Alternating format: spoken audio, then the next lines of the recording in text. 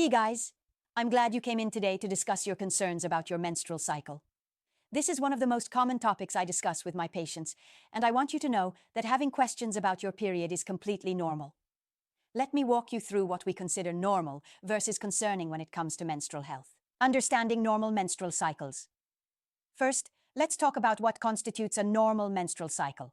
The average cycle length is 28 days, but anywhere from 21 to 35 days is considered perfectly normal. Your cycle is counted from the first day of one period to the first day of your next period. What's most important isn't necessarily hitting that 28-day mark exactly, but rather having consistency in your own pattern. Some women are clockwork at 26 days, others are regular at 32 days.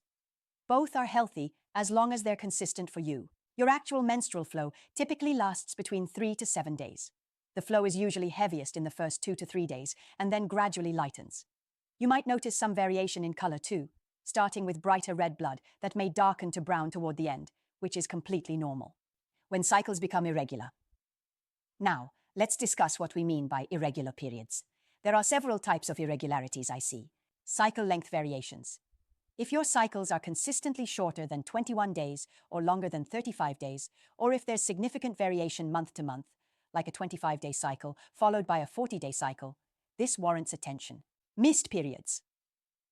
Missing one period occasionally isn't necessarily concerning, especially if you're under stress, have changed your exercise routine, or experienced weight changes. However, missing periods for 3 months or more, called amenorrhea, needs evaluation. Flow changes.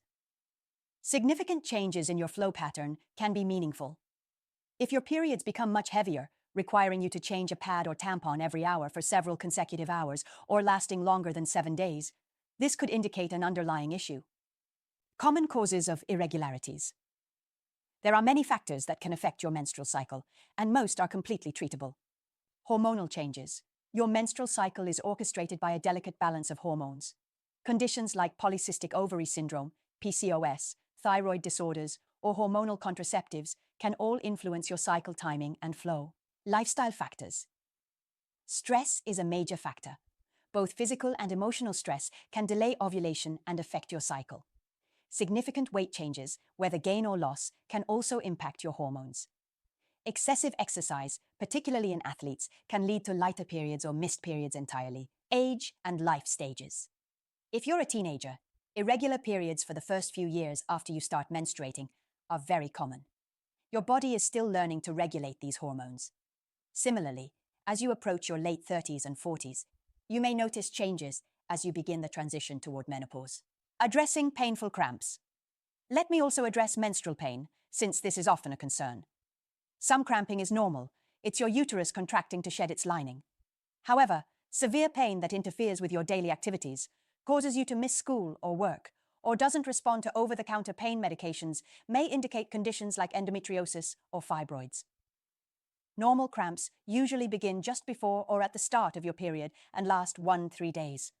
They're typically manageable with ibuprofen, heating pads, or other comfort measures. When to seek medical attention. You should definitely contact me or another healthcare provider if you experience periods that soak through a pad or tampon every hour for several hours, periods lasting longer than 7 days, cycles shorter than 21 days, or longer than 35 days consistently. Missing periods for 3 months or more, and you're not pregnant. Severe pain that doesn't respond to over-the-counter medications. Bleeding between periods. Any sudden, significant changes in your normal pattern. Treatment options. The good news is that most menstrual irregularities are very treatable. Depending on the underlying cause, treatments might include hormonal birth control to regulate cycles, lifestyle modifications for stress management or weight balance, treatment of underlying conditions like thyroid disorders, pain management strategies for cramping. In some cases, further testing to rule out structural issues. Moving forward. I want you to start keeping a menstrual diary if you haven't already. Track the start date, duration, flow intensity, and any symptoms like cramping or mood changes. This information is incredibly valuable for identifying patterns and determining if treatment is needed. Remember, your menstrual cycle is an important indicator of your overall health. Changes in your cycle can sometimes signal other health issues, which is why it's important to pay attention to your body and report significant changes. Do you have any specific questions about your cycle, or would you like to discuss any symptoms you've been experiencing? I'm here to help you understand your body and ensure you maintain optimal reproductive health.